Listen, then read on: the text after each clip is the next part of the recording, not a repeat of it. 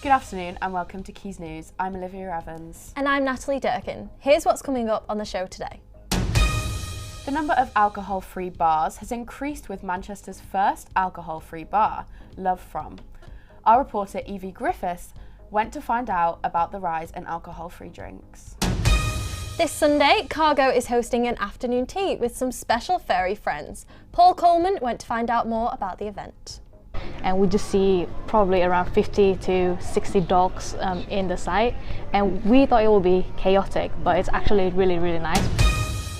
The price of feminine hygiene products has risen due to the cost of living crisis. Our reporter Tina Perusa went to find out about the impact on women and girls.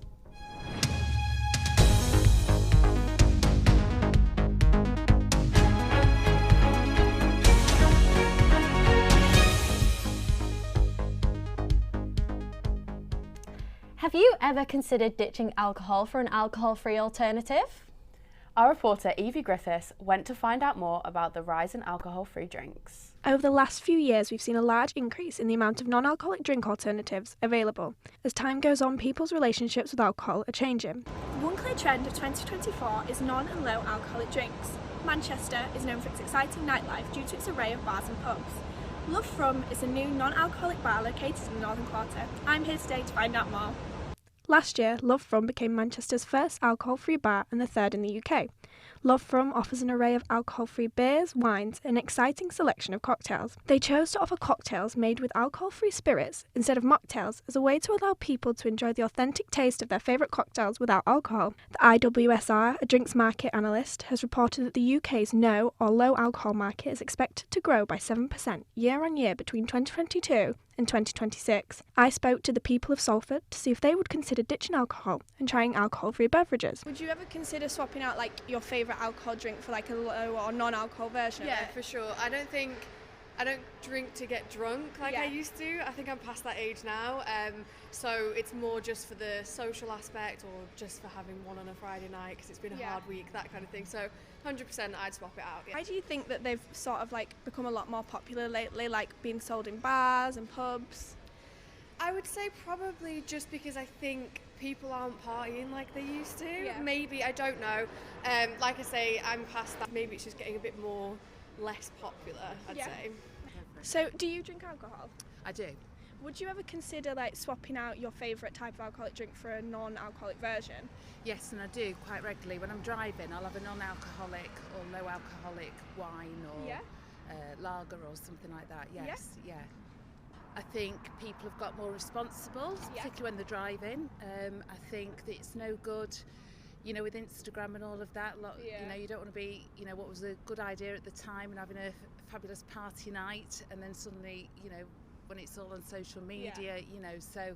And I think also the thing is with alcohol, nobody wants a thick head the morning after, and all of that, So now you can have non-alcoholic wine and lager, so, which is nice. It's a, nice grown-up drink, but you're not standing. I think the industry's really changed, and I think, great to see more non-alcoholic grown-up drinks available now.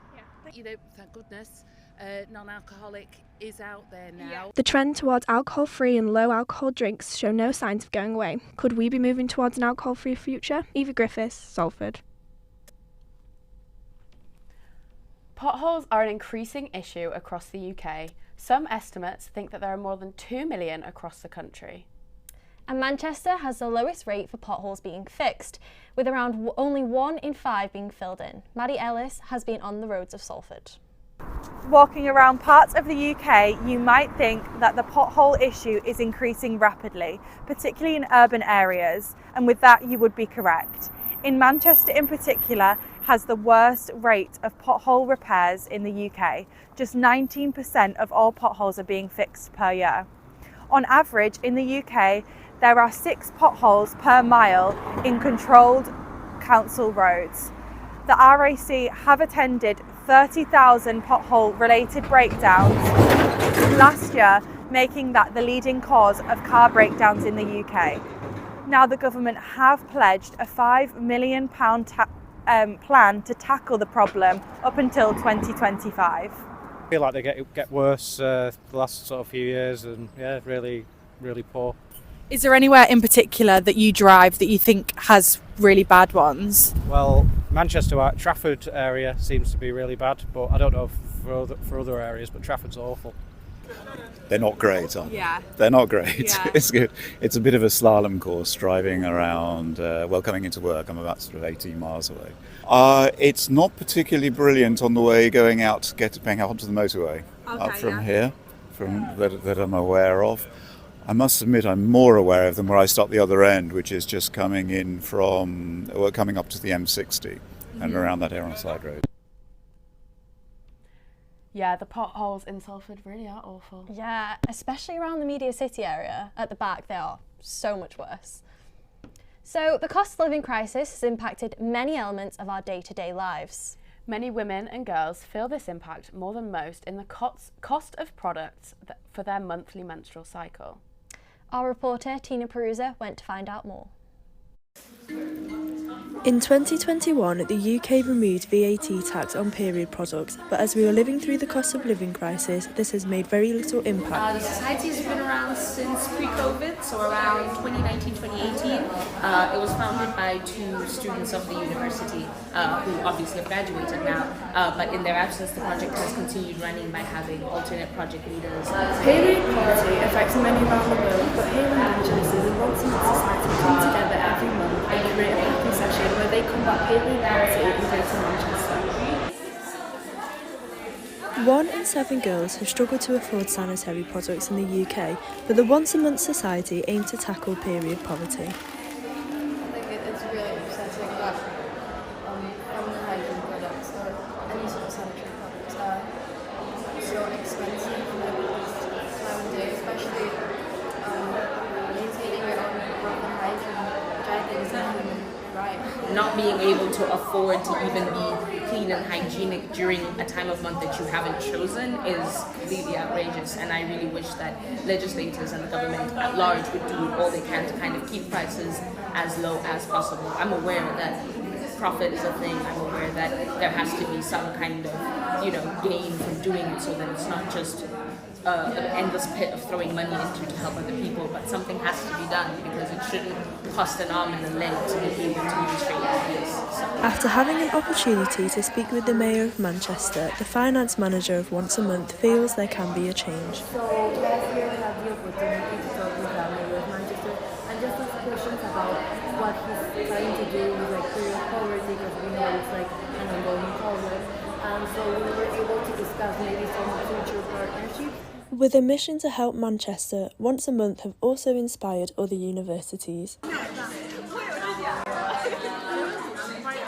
And with the help of this society, many women and girls in Greater Manchester will receive their period pack. Tina Perusa, Quays News. A restaurant in Salford has found a new creative way to bring members through its doors. Cargo KMT is hosting an afternoon tea this Sunday, with the guests of honour being dogs. Our reporter Paul Coleman has more. In the past few years, dogs have become more accepted in public places, and Salford restaurant Cargo KMT is taking advantage with their Mad Hatter's Dogs Afternoon Tea this Sunday. Yes, so it is a furry friends market. Why we're hosting it is because we get a lot of questions on our social, just on email and all of that. Are we a pet friendly venue? Which we are, and then we thought doing a market like this will kind of put us on the map, it's a friendly pet venue. We see a lot of people bringing a pet to work for dinner or just a family dinner, so yeah, it's definitely a trend that's people bringing their pet and stuff like that. Now, Cargo have held the event at other venues in the past, but it'll be the first time that Cargo KMT in Salford will be hosting the event. According to Chelsea, the previous events have been a great success. So we've done one just 2 weeks ago in Sheffield, one of our venue, and we just see probably around 50 to 60 dogs in the site, and we thought it would be chaotic, but it's actually really nice. People actually kind of start talking to each other, pet parents, and it just it's quite a nice community. So we have a couple of traders, independent traders that sell dog accessories, their food and all of that. I'm not a very pet person, so you have to Yeah, so we got a lot of these independent traders in the food hall just selling their stuff, and people can come in, there will be live music, and they can just browse all the traders. Paul Coleman, Quays News, Media City. And finally, we have Elliot with the sport. Thanks guys. So last weekend we saw the success of the Manchester Marathon, and with the London hosting the 26.2 mile run this Sunday. David Way is aiming for his 9th win in this 25th race with the new Formula 1 designed racing wheelchair. The Paralympian will be racing in the wheelchair designed by Sauber. Way told BBC Sport, "It's basically a Formula 1 chair because it's made by Sauber. It feels amazing to push and very aerodynamic. The chair's aero, it's full of carbon chair, it's great to be in." In the Champions League holders, Manchester City have been knocked out during the quarter-finals, following a penalty shootout with Spanish giants Real Madrid. A couple of terrible penalties and great saves left City high and dry as they lost 4-3 on the penalties over the quarter-final. And he scores! Rudiger scores for Real Madrid. They've won the penalty shootout. Manchester City are out of the Champions League. And young Salford-born boxer Alex Murphy has finally announced his first fight of 2024. Alex Murphy is currently undefeated, and he is looking forward to increasing his record to 11-0. His new fight is in the Bowlers Exhibition Arena, and it will be taking place on the 27th of April. He last fought in November and was looking forward to keeping his good run going after finishing 2023 with 5 fights and 5 wins. Thank you, Elliot. And that's all we have time for in our show today. It's 3:40. I'm Olivia Evans. And I'm Natalie Durkin.